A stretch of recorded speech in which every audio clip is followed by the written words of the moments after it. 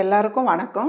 இன்னைக்கு ரொம்ப சிம்பிளா அதே போல எல்லாருக்கும் பிடிச்ச மாதிரி நல்ல ஒரு டேஸ்டான எக் ஃப்ரைட் ரைஸ் எப்படி செய்யுதுன்னு பார்க்கலாமா? இப்போ ஒரு மிக்ஸி ஜார் வச்சுக்கலாம்.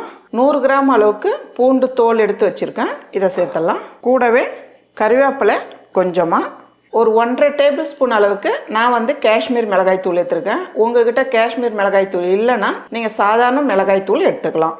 கூடவே கொஞ்சமாக உப்பு சேர்த்துடலாம். இப்போ அரைச்சி எடுத்துக்கலாம். இந்த அளவுக்கு ஒரு சுற்றி எடுத்துட்டு இப்போ கொஞ்சமாக தண்ணி விட்டுக்கலாம். ஃபஸ்ட்டு அரைக்கும் போது தண்ணி சேர்க்காம கொஞ்சம் அரைச்சி எடுத்துக்கோங்க. அதுக்கப்புறம் தண்ணி சேர்த்து அரைச்சிக்கலாம். இந்த அளவுக்கு அரைச்சி எடுத்துக்கோங்க. இப்போ ஒரு கடாய் வச்சுக்கலாமா? கடாய் சூடானதும் 1 டேபிள் ஸ்பூன் அளவுக்கு நெய் சேர்த்துக்கலாம். நெய் இஷ்டப்பட்டால் சேர்த்துக்குங்க, இல்லைன்னா விட்டுடலாம். வெறும் எண்ணெய் மட்டும் சேர்த்தா கூட போதும். கூடவே ஒரு 2 டேபிள் ஸ்பூன் அளவுக்கு எண்ணெய் சேர்த்துடலாம்.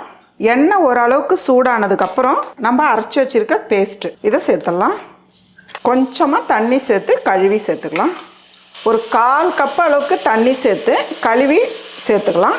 நம்ம அரைக்கும் போது உப்பு கம்மியாக தான் சேர்த்துருக்கோம். இப்போ கொஞ்சம் உப்பு, நம்ம காஷ்மீர் மிளகாய் தூள் சேர்த்துருக்கோம்.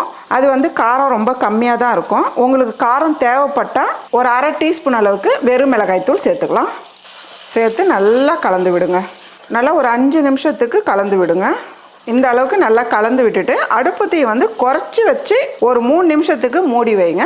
மசாலாவோட பச்சை வாசனை நல்லா போகணும். பாருங்கம்மா, 3 நிமிஷம் மூடி வச்சுருக்கேன். பார்க்கலாம். நம்ம சேர்த்துருக்க தண்ணி இழுத்துடுச்சு பாருங்கள். இப்போ இந்த டைமில் நல்லா கலந்து விட்டுட்டு இது கூடவே நான் 5 முட்டை சேர்க்க போகிறேன். இது கூடவே சேர்த்துக்கலாம். உங்களுக்கு ரைஸ் எவ்வளோ தேவைப்படுதோ நீங்கள் அதுக்கேற்ற மாதிரி மசாலாவும் முட்டையும் சேர்த்துக்கலாம். முட்டை சேர்த்துட்டு உடனே கிளறாமல் கொஞ்ச நேரம் மூடி வைக்கலாம்.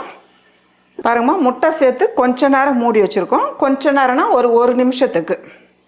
இப்போ அப்படியே திருப்பி விடுங்க. அவ்வளோதான். இதை அப்படியே கிளறிடலாம். நீங்கள் உடச்சி விட்டு கிளறி விட்டுருங்க. இந்த அளவுக்கு நல்லா கலந்துருங்க. இந்த அளவுக்கு நல்லா கலந்துட்டு இப்போ நம்ம ரைஸ் சேர்த்துக்கலாம். நான் தேவையான அளவுக்கு பாஸ்மதி ரைஸ் எடுத்து வடித்து வச்சுருக்கேன். நீங்கள் எந்த ரைஸாக இருந்தாலும் ரைஸ் வடிக்கிறது மட்டும் நல்லா உதிரியாக வடிச்சிடுங்க. இப்போ கொஞ்சம் கொஞ்சமாக சேர்த்துக்கலாம். இது கூடவே பொடியை நறுக்குன்னா கொத்தமல்லி சேர்த்துடலாம். சேர்த்துட்டு நல்லா கலந்து விட்டுருங்க. வீட்டில் பூண்டு மிளகாய்த்தூள் முட்டை இருந்தாலே போதும்.